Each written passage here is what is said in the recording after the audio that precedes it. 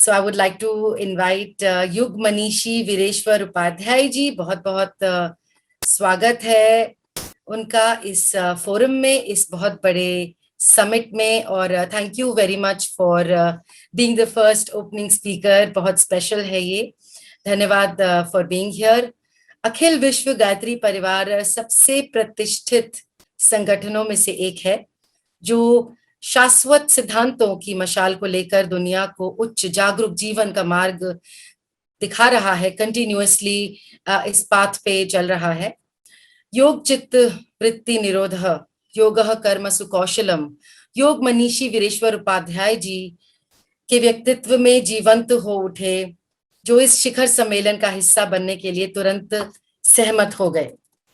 कृपया अपने हाथ जोड़कर VIP global summit PYP global summit 2021 युग मनीषी श्री वीरेश्वर उपाध्याय जी हमारे वक्ता का स्वागत करें।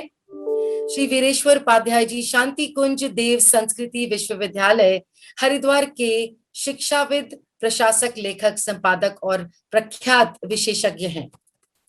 अपने प्रवचनों के माध्यम से वह प्रतिभागियों को समझाते हैं कि किसी की जीवन में योग अभ्यास क्यों महत्वपूर्ण है।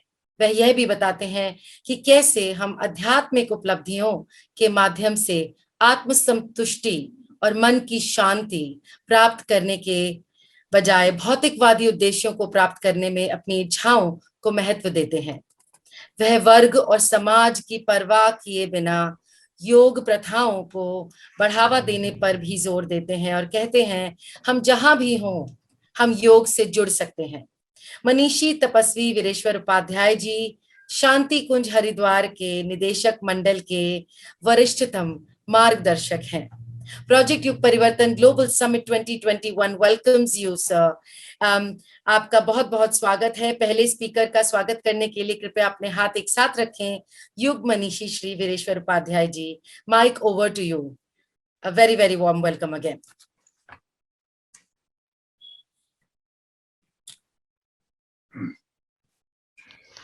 इस ग्लोबल समिट से जुड़े हुए सभी महानुभावों, सभी प्रतिभागियों को नमस्कार, और इसका संयोजन करने वाले सभी को बहुत साधुवाद। एक पूरी टीम लगी हुई है इसके पीछे, नाम किसके किसके लूं, ये सब साधुवाद के पात्र हैं कि इस विषय को सब तक पहुंचा करके सबको साथ जोड़ने का प्रयास किया।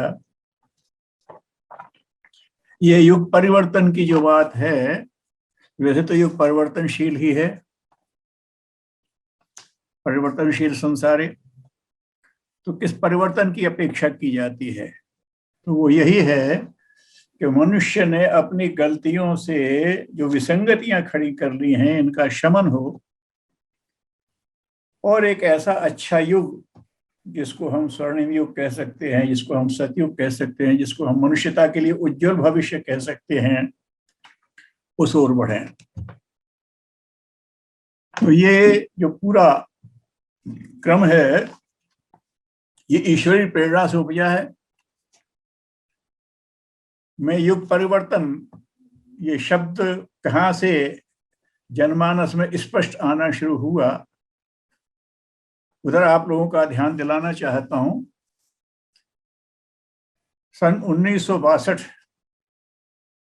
जो लोग उस समय हुए होंगे, उस समय रहे होंगे, उन्हें ध्यान होगा कि अष्टग्रही योग आया था 1962 के प्रारंभ में। एक ही नक्षत्र पर 8 ग्रह एक साथ आए थे और बड़ा भय था। That was a great terror between the people कि जाने क्या हो जाएगा, यानी खंड प्रलय हो जाएगी, कि अणु विस्फोट होगा, बड़ा भय था। लेकिन हम जिस संगठन से जुड़े हैं, युग निर्माण परिवार, इसका नाम ही युग निर्माण से युग परिवर्तन से जुड़ा हुआ है, उसके संस्थापक योग ऋषि पंडित श्री राम शर्मा आचार्य, उनके साथ मैं 54 से ही जुड़ा था। 67 में तो उनकी सेवा में स्थायी पहुंच गया था। तो मुझे ध्यान है जब ये सारा भय प्राप्त होता था, तो युग ऋषि ने अखंड ज्योति में स्पष्ट लिख दिया था 61 के ही सितंबर मास में कि ये जो अष्टग्रही योग आ रहा है इससे लोग भयभीत न हो। कोई परिस्थितियां बिगड़ने वाली नहीं है, स्थूल ढंग से परिस्थितियां वैसी ही रहेंगी जैसे ये पंक्तियां पढ़ते समय। सो क्लियर, इतना स्पष्ट उन्होंने दिया था, कोई भयभीत होने की जरूरत नहीं है। लेकिन सूक्ष्म जगत में भारी परिवर्तन होने वाला है और यहां से युग परिवर्तन का सक्रिय काल प्रारंभ होने वाला है। The active time of the युग परिवर्तन is being start from this event. ऐसा उन्होंने कहा था और उसके लिए सब लोग तैयार रहे क्योंकि इसमें सबकी भागीदारी होगी और ये ईश्वरीय योजना है। युग परिवर्तन तो ईश्वर का काम है और इस योजना के लिए उन्होंने, जिस अभी कह रहे थे चंदेल जी कि ऐसे लोग, हर एक आत्मा में वो शक्ति है, वसल्ते वो जागृत हो, तो गुरुदेव ने उसे जागृत आत्मा शब्द कहा है। जिन्होंने अपनी आत्मा में जागृति उत्पन्न कर ली है तो पोटेंशियली, तो वो परमात्मा के संकेतों को समझ पाएंगे। जो जहां है, जिस क्षेत्र में है, सबको संकेत मिलेंगे और ऐसी आत्माएं हर क्षेत्र में, हर फील्ड में, हर वर्ग में भेजी जा रही हैं। कुछ भेज दी गई हैं, कुछ भेजी जाने वाली हैं। ने ये भी कहा था भारत स्वतंत्रता संग्राम के लिए 30 जीवन मुक्त आत्माएं भेजी गई थी। वो एक छोटा काम था क्योंकि सिर्फ भारत को स्वतंत्र करना था। अब विश्व संस्कृति की दिशा में काम करना है तो इसके लिए बहुत बड़ी संख्या में जागृत आत्माओं को भेजा जा रहा है।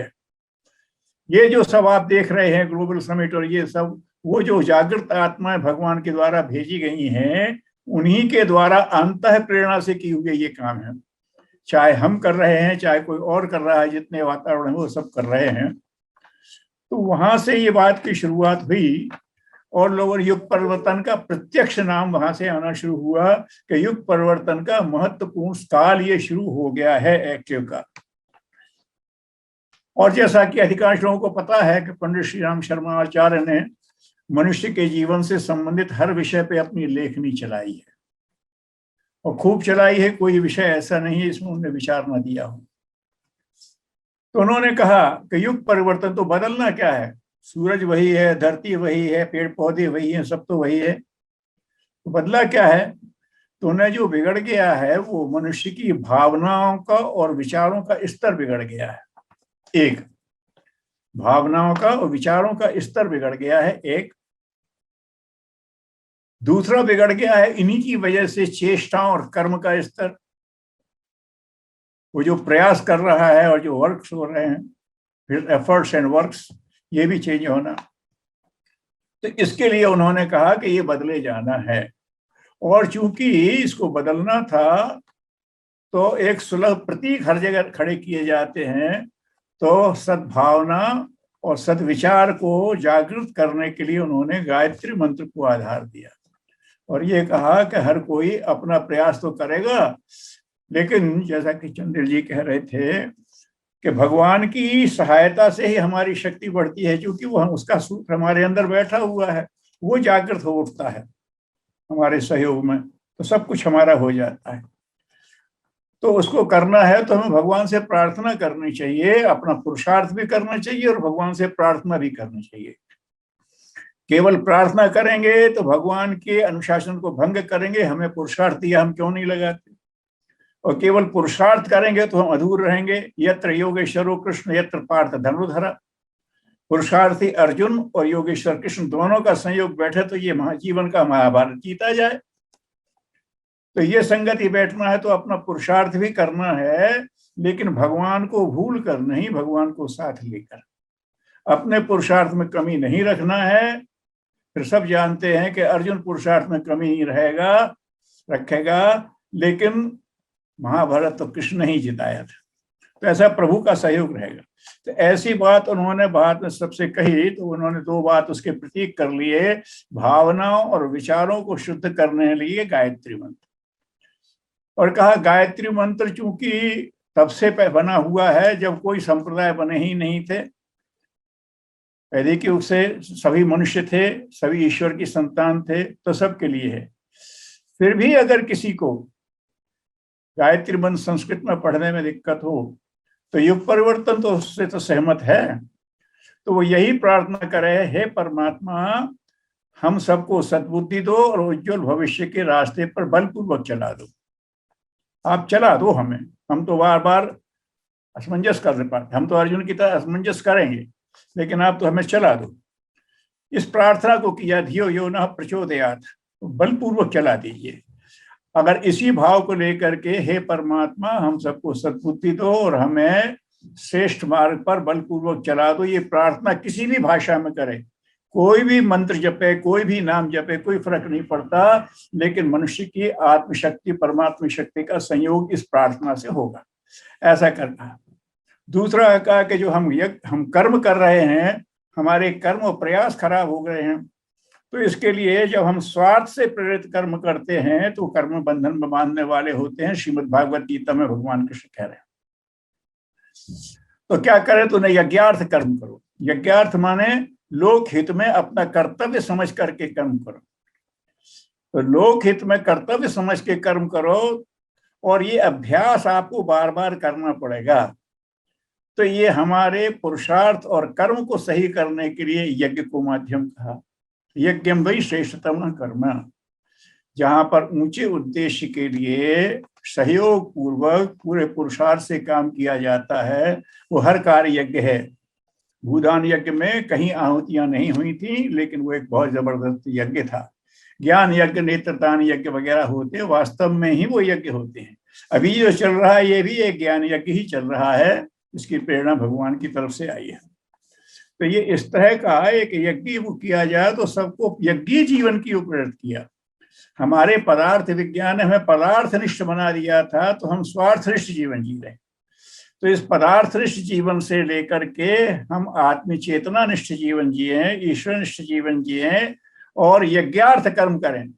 कर्म किए बगैर तो काम बनेगा नहीं। तो गीता में कहा तो यज्ञार्थ कर्म करो, यही हो सकता है। तो यज्ञार्थ कर्म कब करें, तो यज्ञ को समझे। तो मैंने बताया जहां देव पूजन, संगति, कर्ण, दान, ये तीन तत्व जोड़ते हैं, यज धातु से बनता है, तो वो यज्ञ है। देव पूजन माने एक उच्च आदर्श सामने हो, उसका अनुगमन करना है। संगतिकरण साथ साथ मिलजुल करके करें, मंत्र भी, यज्ञ भी, आहुति भी, और सारे व्यक्ति, उनके विचार भी, भाव भी सब मिलें। और अगर जब ये हो गया तो हमारी सामर्थ्य जागृत हो जाएगी। और जागृत सामर्थ्य क्या करे, तो स्वार्थ से बाहर निकले, फिर दान करे। हमारी आवश्यकता तो थोड़ी सी है, हमारी सामर्थ्य बहुत अधिक है। तो हमारी जो आवश्यकता थोड़ी सी है, व्यसन की तो कोई सीमा नहीं, हविष का तो कोई अंत नहीं। आवश्यकताएं मनुष्य की सब पूरी कर सकते हैं, लेकिन हविष, अनकंट्रोल्ड एम्बिशंस, ये तो एक मनुष्य की भी भारी पड़ जाती है। एक रावण की भारी पड़ जाती है, एक कंस की भारी पड़ जाती है, एक हिटलर की भारी पड़ जाती है। तो उनको करना है तो उसका ये है कि फिर इसको लोक प्रेरित, ये स्वार्थ प्रेरित कर्म से ये बात आती है। तो यज्ञ प्रेरित कर्म करे, ऐसा भगवान ने गीता में कहा। तो उन्होंने कहा यज्ञ का अभ्यास करो, द्रव्य यज्ञ का भी करो, ज्ञान यज्ञ का भी करो, कर्म यज्ञ का भी करो, सर इसको करो, यज्ञ जीवन जियो। उन्होंने कहा कि यज्ञ के आहुतियां डालो, वो भी अच्छा है, पर्यावरण तुम्ही ने बिगाड़ा है, तुम्ही अच्छी चीजें डालोगे तो फ्यूमिगेशन से ये भी ठीक होगा, लेकिन फिर और भी यज्ञ करो। तो और यज्ञों में ज्ञान यज्ञ है, लोगों की वृत्तियां अच्छी करना है, संस्कारों को बढ़ाओ, ये करो, तो वो सारे क्रम चालू कर दिए। और चूंकि उन्होंने भारतीय पद्धति से शुरू किया था, तो सनातन संस्कृति में जो हो गया था, हम कर्मकांड को ही सब कुछ मान के बैठ गए थे। तो उन्होंने कहा कर्मकांड बहुत अच्छी शुरुआत है, लेकिन घर के साथ उसका ज्ञान और भावकांड भी तो जुड़ना चाहिए, तब समग्रता आएगी। तो उन्होंने धर्म तन से लोक्षण का एक चरण बनाया। ये धर्म प्राण देश है। सामाजिक मंच से भी कहा, साहित्य से भी कहा, लेकिन धर्म तंत्र से लोक मंच का विज्ञान। जैसे अभी हमारे हरिश्चंद्र जी ने कहा कि हम भगवान का ध्यान कराकर शुरू किया, तो हमें लगने लगा हम सब भगवान के भेजे हुए हैं और हम भगवान के लिए काम करने वाले, नहीं तो अपने अपने अहम को लेकर के काम करते। ये शुरुआत की तो अहम को घोल दिया। अहम कहाँ घुलेगा, तो परमात्मा तत्व में ही घुलेगा, और कहीं घुलता नहीं, दूसरों से टकरा ही जाता है, भगवान में ही घुलता है। तो जैसा किया, तो उन्होंने कहा कि ईश्वर के साथ में लेकर के और धर्म संत से लोक शिक्षण की विधा का उन्होंने विस्तार किया। और उसमें भारतीय संस्कृति के जितने कर्म थे, उपासना कैसी हो, पूरे तत्व बताए, मनुष्य कैसे जिए। तो उन्होंने कहा उपासना कर्म करो, मनुष्य क्या करे, तो उसके उन्होंने बहुत सी ऐसी चीजें की है। तो हम तो जो कह रहे हैं, हम तो ये मानते ईश्वर की योजना है, गुरुदेव ने कहा, तो फिर हम क्या करें? हम ईश्वर के कोई है ना। अरे लंका तो राम ही जीतेंगे, लेकिन जो रीछ बंदर है वो राम के कोई है ना, राम से अपना तो किए बगैर वो भी नहीं रह सकते। तो जो भगवान की भेजी हुई आत्मा है वो किए बगैर वो भी नहीं रह सकती। और जो कुछ करना है तो भगवान के प्रयास के लाइन में ही करना चाहिए, in coordination with the God's planning program, उसकी इच्छा के उसी धारा में करना है। तो इसके लिए हमें भगवान की धारा से जुड़े रहना है। ये जितने राक्षस हुए हैं ये सब बड़े तपस्वी थे, और उन्होंने ब्रह्मा जी से आशीर्वाद लेकर के शक्ति अर्जित की थी, सब आस्तिक थे। लेकिन फिर जो मिला उसको भगवान की धारा में न लगा करके व्यक्ति की धारा में लगाना शुरू कर दिया, तो राक्षस बन गए। उन्हें यज्ञार्थ कर्म नहीं किया, उन्हें अहंकारार्थ कर्म किया। और यज्ञ में तो इदम नमम जुड़ता है। बहुत दिनों से हो गए थे यज्ञ चल रहे थे, उसमें इदम नमम का भाव जुड़ नहीं था। आचार्य जी ने हर आहुति के बाद इदम नमम जोड़ा, क्यों? अगर यज्ञ के साथ इदम नमम का भाव नहीं आया तो यज्ञ ही नहीं हुआ। मैं तो अहंकार तो जिंदा ही रहा, उस यज्ञ से हम क्या करें? तुम्हारे पदार्थ यज्ञ से तुमने आहूत कर दिया, सामग्री की आहूत कर दी, फ्यूमिगेशन हो गया, वो तो अहंकार ही भी कर लेगा। लेकिन जब तक हमारे अंदर का अहंकार नहीं मरा और हम अपने आप को भगवान का अंश नहीं समझते हैं, सामग्री का एक अंश नहीं समझते हैं, तब तक लोकहित की बात ना हम सोच पाएंगे, और सोच पाएंगे तो उसमें स्थिर नहीं हो पाएंगे, क्योंकि करते हुए परेशान होना पड़ेगा। तो हमारा इतना गहरा लगाव होना चाहिए उससे कि हम उसको छोड़ ना पाए। तो इस गहरे लगाव को बनाए रखने की बात करें तो उनने फिर यज्ञ के साथ वो सब चीजें जोड़ी, कर्मकांड के साथ जोड़ी हैं। तो लोग बस पूजा पाठ को ही कहते थे नहीं कि उपासना है तो ईश्वर के साथ बैठना, नियम से बैठो। साथ क्यों बैठते हैं? सत्संग में बैठते हैं, सत्य के साथ में बैठते हैं। जिसके साथ बैठते हैं जैसी संगति बैठी है तैसो ही गुण दीन। जिसके हम साथ बैठते हैं उसका असर हमें आए, हम चाहते और आना चाहिए। आया नहीं तो हम बैठे काय के लिए? हमारे हाथ पैर जकड़े रहे और हम अग्नि के पास बैठे तो कौन स्वीकार कर लेगा? और हमारे अंदर मोह बना रहा, हमारे अंदर द्वंद्व बना रहा, हमारे अंदर स्वार्थ घटा नहीं, तो कौन मानेगा कि हमने सत्संग किया, हम सत्य के साथ गए? तो एक परिवर्तन आना चाहिए। तो यज्ञ में उन्होंने कहा यज्ञ की विशेषता यही है कि मनुष्य को अपनी कैसा रहना चाहिए? अग्निमीले पुरोहितम, अग्नि हमारा पुरोहित है। वेद ने कहा कि अग्नि हमारा पुरोहित है। क्या है इसकी शिक्षा? क्या है? ये हमेशा ऊपर को चलता है। पानी नीचे को जाएगा और अग्नि ऊपर को जाएगा, और पानी भी अग्नि के संयोग में जाएगा तो वो भी मेघ बन जाएगा, फिर बरसेगा। तो अग्नि ऊपर को जाना, और क्या है? हमेशा प्रकाशित है, हमेशा ऊर्जा से भरा हुआ है। ये जीवन है, मनुष्य का जीवन भी, क्योंकि हम तो उसी के चेतन के अंश है ना। तो हमेशा ऊर्ध्व गति हो, आगे की तरफ प्रगति है, जहां हम वहां से एक कदम आगे चले, सही दिशा में चले, ईश्वर की दिशा में चले। ऊपर माने उन्नत ईश्वर की दिशा, नीचे माने पदार्थ की दिशा। तो पदार्थ का पदार्थ को आकर्षण होता है, ये गुरुत्व आकर्षण है। लेकिन चेतना का आकर्षण होता है, ये आध्यात्मिक आकर्षण है, ये आत्मिक आकर्षण है। आत्मा परमात्मा तत्व की ओर ही बढ़ता है। पानी के बड़े सेंटर की तरफ बढ़ता है। आत्मता विराट चेतना की तरफ ही बढ़ेगी आत्मा। जब भी आवाज सुनी जाएगी तो वहीं को तक जाएगी। तो उसको जागृत करने के लिए उन्होंने कहा परमात्मा के पास बैठो। ये जो उसने तुम्हें दिया है शरीर और ये तुम्हें परिस्थितियां दी हैं, ये उसने बनाई हैं। इनका सदुपयोग कैसे किया जाए ये वही सिखाएगा, और सदुपयोग करने की शक्ति भी वही देगा। लेकिन तब देगा जब तुम स्वयं संकल्पबद्ध होगे, जब स्वयं संकल्प करोगे कर्ष्य वचनम, तब हम चलेंगे और हम युद्ध करेंगे। आपको मोर्चे पे आपको ही खड़ा होना पड़ेगा, तो फिर वो कर देगा। श्री ने कहा कि उपासना के भाव से बैठो, उसके साथ आप कितना बैठे, कितना मंत्र जप किया, वो ऐसे ही लिखते थे। उसने लिखा है साधना में प्राण आ जाए तो कमाल हो जाए, उस पुस्तक में है कि भगवान के यहाँ ये कहीं नहीं लिखा जाता कि आपने कितनी देर माला जपी। वहां तो एक ही संकेत पहुंचता है कि आपके मन और इंद्रियों में कितना संशोधन आया, आप कितने ईश्वरोन्मुख हुए, आदर्शोन्मुख, ये वहां नोट होता है, और तो कुछ नोट ही नहीं होता। आप करते रहो खूब कर्मकांड से क्या हो। तो उन्होंने धर्मतंत्र के लोकक्षण से ये सब बातें समझाई। हर व्यक्ति को उपासना में लगाया, नहीं हर एक को नहीं करना चाहिए, नहीं सबको करना चाहिए। गायत्री सबके लिए नहीं, सबके लिए है। यज्ञ सबके लिए नहीं, नहीं सबके लिए है। करके देखो, लोगों ने भय फैलाया उन्होंने कहा नहीं, मैंने अपने तप से, उन्हें लंबी तपस्या रखी थी, सबको पता है, मैंने अपने तप से गायत्री और यज्ञ से कीलन हटा दिया और ये सबके लिए खोल दिया, अब सब करो। और लोगों ने की और फली। जिनको गायत्री मंत्र सुनने का अधिकार नहीं था वो मंत्र के उपदेशक बनकर के बैठ गए, और जिनको कर्मकांड में यज्ञ में बैठने का अधिकार नहीं था वो आचार्य बन के बैठने लगे। ये बड़ा एक क्रांति थी। मतलब जो हमारी संस्कृति का श्रेष्ठतम है वो सब तक पहुंचे, और वो पहुंचाने के लिए भी किसी भी प्रतिबंध व्यक्ति को प्रतिबंधित नहीं किया जाए, रोका नहीं जा सकता। जिसके मन में उमंग आएगी सो करेगा, रैदास भी करेगा, कबीर भी करेगा, सब करेंगे, है ना। तो ये जिसको करना है वो एक पत्थर की भूल गई थी, इसको उन्होंने बढ़ाया। तो धर्म संस्कृति से लोक शिक्षण की बात लेकर के वो आगे बढ़े। उन्होंने कह दिया कि ईश्वरीय योजना है, योजना तो वही पूरी करेगा, लेकिन हम ईश्वर के अगर अंश हैं तो हमें उसके साथ दिए बगैर रहा नहीं जाएगा। ऋषि बंदरों की तरह, ग्वाल वालों की तरह।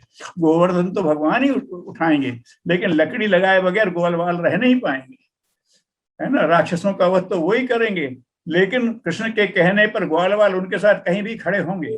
तो इस तरह से उनको कहा तो यज्ञ के साथ खड़े हो, यज्ञ परिवर्तन करो। और एक लहर चल पड़ गई, चाहे नर हो चाहे नारी हो, न जाति भेद रहा, न लिंग भेद रहा, न वर्ग भेद रहा, सब एक ढंग से, चाहे जितने बड़े पद के हों, जब यज्ञ में आके बैठते हैं सब एक भाव से बैठने लगे। उपासना में सब एक साथ में सामूहिक उपासना का फिर से प्रश्न किया। ये उन्होंने युग परिवर्तन की दिशा में हर व्यक्ति को लगा दिया, हर व्यक्ति को लगा दिया। और फिर ये कहा हर व्यक्ति अपने आप में एक संस्था बनो, और आदमी नीचे चला जाता है धीरे धीरे। हमने सवेरे घूमने का नियम बनाया और फिर अकेले में हमें आ गया, जिस दिन 2 दिन बाद आलस्य आ गया तो हम रह गए। लेकिन हमने अपना ग्रुप बना लिया, इसी फॉर्म में ग्रुप वर्कर्स, हमने क्लब बना लिया। तो एक नहीं उठेगा तो दूसरा उठा लेगा, ऐसे सबका निभ जाए। जैसे पहाड़ पर चढ़ने वाले लोग सब समर्थ होते हैं, हर एक के पास अपनी जरूरत का सामान पीठ पर होता है, ऑक्सीजन मास्क भी होता है, ऑक्सीजन बोतल भी होती है, अगर फिसले तो कुदाल भी हाथ में होती है, सब समर्थ होते हैं। लेकिन कठिन चढ़ाई है, कोई भी फिसल सकता है, इसलिए सब आपस में रस्सियां बांधी रखते हैं। एक बात सत्य है कि सब एक साथ नहीं फिसलेंगे, एक फिसलेगा तो 2 उसके सहायक होंगे। तो जितने भी पहाड़ पर चढ़ने वाले, कठिन चढ़ाई वाले चढ़ते, वो आपस में रस्सियां बांधे रहते हैं। ऐसे ही अब हमें आध्यात्मिक ऊंचाइयों पर जाना है तो कोई भी फिसल सकता है, इसलिए आपस में स्नेह की रस्सियां बांध लो, अपने मंडल बना लो। उनने स्वाध्याय मंडल कहा, प्रज्ञा मंडल कहा। उद्देश्य ये हमें ईश्वर की तरफ मिलजुल करके बढ़ना है, हमें मनुष्यता के नियमों को जीवन में अभ्यास में लाना है। नियमित अभ्यास करेंगे, मिलजुल करके करेंगे तो व्यक्तिगत कमजोरियां उसमें धीरे धीरे हटती रहेंगी और सामूहिक सहकारिता का लाभ मिलता रहेगा, एक दूसरे के अनुभव का लाभ। इस तरह से उन्होंने लेकर के, सबको लेकर के आगे बढ़े। तो अब उसको अगर थोड़े में कहें तो उन्होंने सबके सूत्र भी दे दिए कि जो सूत्र है जिसको लेकर के हम चल रहे हैं, कोई भी अपना सकते हैं बिना किसी उसके, क्या बताएं। तो उन्होंने कहा युग निर्माण योजना, युग परिवर्तन के लिए क्या करना है, युग परिवर्तन के लिए क्या करना है। तो एक हमारा लक्ष्य है मनुष्य में देवत्व का उदय, धरती पर स्वर्ग का अवतरण। सब कहते हैं धरती पर स्वर्ग आ जाए, लेकिन स्वर्ग आ भी जाए तो अनगढ़ आदमी तो उसे संभाल भी नहीं सकता। अनगढ़ आदमी को 5 स्टार होटल में ठहरा दो, उसे फिर से गंदा कर देगा। तो स्वर्ग तो भगवान भेज देगा, तो स्वर्ग का अवतरण तो भगवान कर देगा, लेकिन तुम उसको क्रिएट करने वाले, आप स्वर्ग क्रिएट करने वाले देवता ना बनो, तो स्वर्ग को मेंटेन करने वाला देवत्व तो आ जाए अंदर, फिर तो भगवान कर देगा। स्वर्ग की परिस्थितियां ले आएगा, परितीक्षणा बैठा है, ले आएगा आपका सहयोग। तो उन्होंने कहा मनुष्य में देवत्व का उदय, ये मनुष्य को पुरुषार्थ करना है, और धरती पर स्वर्ग का अवतरण। तो ये कैसे होगा, तो ये अभियान जो है युग निर्माण, ये प्रोजेक्ट जो है युग निर्माण का, युग परिवर्तन का, ये एक त्रिवेणी संगम है। क्या है इसमें, योजना ईश्वर की है, और जिसकी योजना होती है वही बजट देता है। तो योजना और शक्ति ईश्वर की, और वो दे रहा है, करो, लेकिन सही दिशा में चलाएगा कौन, तो वो काम ऋषि करेंगे। मनुष्य और ईश्वरत्व के बीच में ब्रिज का काम ऋषि करते रहे। कुछ बात है कि हस्ती मिटती नहीं हमारी, उसका कारण ये है कि हमारे यहाँ एक ऋषि स्तर के लोग हैं जो ईश्वर और मनुष्य में एक संकल्प बनाए रहते हैं और उसको कभी नहीं पढ़ने देते। जरूरत पड़ती तो आग्रह करके ईश्वर को अवतार के लिए मजबूर कर देते हैं। और ईश्वर अवतरित होना चाहता है तो अपने परिवार से लेके अपने हृदय में उसको स्थान देते हैं। और वो ऋषि हर एक में तो नहीं आ पाता, लेकिन जो चूंकि जनता का वो विश्वास जीते हुए हैं और ईश्वर के विश्वास पात्र बन जाते हैं, ऐसे ऋषि आत्मा हमारे जन समाज को बराबर दिशा देते रहे हैं। इसलिए यह कुछ बात है कि हस्ती मिटती नहीं हमारी, और वो हमारे यहाँ बड़ी संख्या में होते रहते हैं, स्वरूप उनका कुछ भी हो। तो ये करके तो तीसरी बात है, ये हो गया, दो हो गए भगवान के त्रिवेणी संकल्प के, योजना और शक्ति ईश्वर की, और अनुशासन और संरक्षण ऋषियों का। अब तीसरी बात आ जाती है कि तो मनुष्य हैं तो पुरुषार्थ और सहकार ये मनुष्यों का होना। पुरुषार्थ करेंगे और सहकार हम करेंगे, ये तीन धाराएं बनेंगी तो युग परिवर्तन सही दिशा में ढंग से चलता रहेगा, ईश्वर की योजना के अनुसार चलता रहेगा। हम मानते हैं ईश्वर की योजना है, ऋषियों के अनुशासन में हमें चलना है। जब चूके तो उसी को बार बार देखें, शक्ति मांगे तो ईश्वर से बार बार शक्ति मांगते रहें और पुरुषार्थ खुद करते रहें तो हम बढ़ते रहेंगे। तो अब इस व्यक्ति को बनने के लिए, जो ऐसे व्यक्ति जो बने, जो साथ में सहयोग में चलें, हमारा इसी का प्रतीक जो हमारे मशाल के चित्र लगे रहते हैं उसमें यही है। ये शक्ति है युग परिवर्तन की, उज्जवल भविष्य की शक्ति है जो हर जगह उभरनी है। लिखा है हमारे यहाँ उसमें हर जगह उभरनी है। मतलब जब उन समूह अच्छी सोच और अच्छी भावना वाले कर्मठ लोग इकट्ठे होंगे तो उनकी संयुक्त शक्ति हाथ, उनमें मशाल जैसा एक संकल्प है हमें करना ही है, ये एक मशाल परिवर्तन की मशाल, उसमें ज्वाला अपना पुरुषार्थ हमने शुरू कर दिया और इतना हो जाएगा, अच्छे व्यक्ति इकट्ठे होंगे, सब एकजुट होंगे, परिवर्तन का संकल्प करेंगे और अपना पुरुषार्थ रूपी लो अगर उसमें ज्वाला आ जाएगी तो ईश्वर का समर्थन औरा के रूप में आ जाएगा।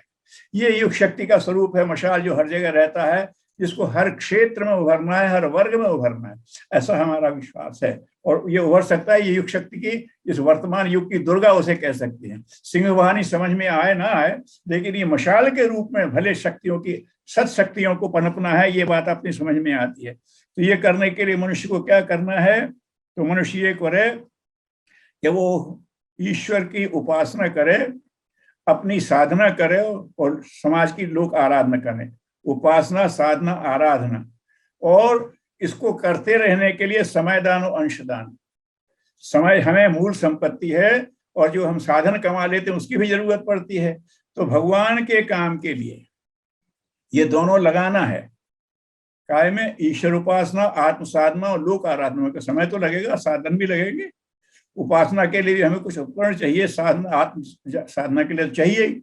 तो ईश्वर की उपासना करेंगे तो मनुष्य के साथ ये पूजा उपचार तक नहीं है, जैसा बताया कि अपने उसमें आएगा। और ईश्वर साधना में, अपनी साधना में हमें अपने भगवान के लिए बेहतर माध्यम बनना है। हम हैं तो, लेकिन अभी जागृत नहीं है। हमें जागृत होना, जितने हम परिष्कृत होते जाएंगे उतनी भगवान की शक्ति हमारे माध्यम से प्रवाहित होगी। जो लंबे समय तक तपस्या करते हैं, परम पूज्य गुरुदेव ने 24 साल तक तपस्या की, हरेक ने की है, चंदेल जी ने कुछ न तपस्या की, और भी लोग भी करते हैं। तपस्या क्यों करते हैं कि हमारा ये पंचभूतों का ढकोसला जो है ये ईश्वरी ऊर्जा को धारण करने, प्रवाहित करने में समर्थ हो जाए। तो इसलिए साधना निरंतर करते रहना है। तो उसमें स्वाध्याय भी करना पड़ेगा और संयम भी बरतना पड़ेगा। अच्छे विचार निरंतर आते रहेंगे, नहीं तो हमारा विचार हल्का पड़ जाएगा, पुरुषार्थ हल्का पड़ जाएगा। और संयम करने में हमें करना पड़ता है, 3 बातें करनी पड़ेंगी। अपना विकास, जो शक्ति हमारे यहाँ विकसित हुई उसे बिखरने ना दें, उस पर नियंत्रण, और उसे संकल्प पूर्वक अच्छे काम में लगाना। तो विकास, नियंत्रण और नियोजन, ये 3 काम संयम में अगर करेंगे तो आदमी चलेंगे। और ये संयम जो हमें करना हमारे हर चीज है। हमारी इंद्रियां, उनको हमें संयमित रखना, हमारा धन, अर्थ संयम, समय संयम, समय रूपी शक्ति को नियोजित करना है। इतना थोड़े समय में इतना काम कैसे कर लिया महापुरुषों ने, तो समय के संयोजन से कर लिया। और विचार संयम, विचार ऊटपटांग जगह भागते हैं, नहीं, हमारा लक्ष्य उधर ही जाएंगे। गुरुदेव ने लिखा है कि विचारों को भी आवारा कुत्तों की तरह कहीं भी मुंह डालने नहीं देना चाहिए, एक ही दिशा में सही चलाएं। पर ऐसे लोग चलेंगे तो इसके लिए हम आत्म समीक्षा करेंगे, देखेंगे हम सही चल रहे हैं कि नहीं। बार बार समीक्षा करेंगे तो गलतियां दिखेंगी तो उनका शोधन करिए, संभावनाएं दिखेंगी तो उनको बढ़ाइए, निर्माण करिए। और फिर आत्म तत्व को विकसित करिए, अपना मैं का दायरा बढ़ाते जाइए। मैं जब संकीर्ण में बढ़ जाता है तो आदमी पाप करने लगता है, और मैं जब विराट हो जाता है तो आदमी हमारे साथ पुण्यात्मा हो जाता है। सब में मैं अपने को देख हूँ। तो आत्मीयता का विस्तार ऐसा करेंगे तब फिर हम लोक आराधना कर सकेंगे। लोक आराधना करना मतलब मनुष्य के लिए बेहतर कुछ करना। हम भगवान के अंश हैं, भगवान ऐसा कुछ करता रहता है, प्रकृति का एक क्रम है, गुड टू बेटर के लिए प्रयास चलता रहता है। हम भी करें, ये कर सकते हैं। तो ये गुड टू बेटर करने के लिए अपने लिए और समाज के लिए समझदार अंशदान जरूरी है। हर कार्यकर्ता को, हर वर्ग में उनको, हर व्यक्ति को भगवान के काम के लिए, ठीक है अपना काम है, हम सब काम नहीं छोड़ सकते, कुछ लोग तो पूरे समर्पित हो जाते हैं, लेकिन हर व्यक्ति को अपना काम करते हुए घंटे तो निकालो। 24 घंटे भगवान के दिए हुए हैं, 8 घंटे अपने निर्वाह के कर लो, 8 घंटे अपनी दिनचर्याओं के कर लो, 8 घंटे बचते हैं, 4 घंटे और ले लो, कभी 4 घंटे बचते हैं, उसमें से आधा ले लो। इसको अगर आप उपासना, साधना, आराधना, स्वाध्याय, संयम में लगाओ तो मनुष्य का बराबर प्रगति होती चली जाएगी। तो ऐसे सूत्र उन्होंने दिए हैं। तो ये व्यक्ति निर्माण के लिए करें। फिर परिवार निर्माण, जो हमारा घर परिवार है उसमें भी आदमी सहकार तो वहीं से सीखता है, परिवार से ही सहकार सीखता है। फिर हमारा स्कूल का भी परिवार होता है, हमारा कार्य का भी परिवार होता है, संगठन भी परिवार होता है। तो परिवार भाव से ही चलना पड़ेगा। गुरुदेव ने कहा कि विश्व की अच्छी व्यवस्था चलेगी जो उज्जवल भविष्य की तरफ ले जाए, तो संस्थागत पैटर्न पर नहीं, वो परिवारगत पैटर्न पर होगी। इसीलिए अपने संगठन का नाम भी उन्होंने परिवार ही रखा। हम परिवार भाव से चले, परिवार भाव से चलेंगे तो फिर हम अपने चलते हुए फिर हम तमाम गतिविधियां करेंगे। प्रचारात्मक में प्रचार करो, रचनात्मक में नए नए काम करो, और संघर्षात्मक में जो नए कामों में दिक्कत आ रही है वो करो। तो जैसा सबको पता है कि हमारे लोग समयदान करते हैं, तो वो जो कितने भी कर सकते हैं कुरीत उन्मूलन के लिए, साधना, शिक्षा, स्वाध्याय, स्वावलंबन, सहकार, पर्यावरण संरक्षण, इसके लिए हर कोई काम करता है। जितना करे, थोड़ा सा करेगा तो हर कोई करे।